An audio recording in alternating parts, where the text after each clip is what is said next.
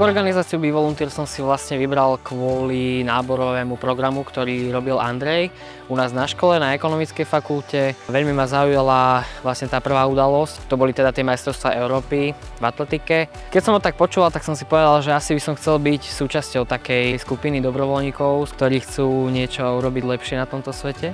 Možno pre tých ľudí, ktorí by chceli skúsiť dobrovoľníctvo, ale možno sa hanbia, by som odporúčil, že určite do toho ísť. Treba byť trošku nastavený mentálne tak pozitívnejšie a všetko dobre bude. Keby som mohol ešte doplniť, čo som sa naučil pri tejto dobrovoľníckej činnosti, organizovanie celkovo takýchto podujatí aj u nás na Gemery, konkrétne v Tornali. V blízkej dobe ešte tiež zorganizujeme.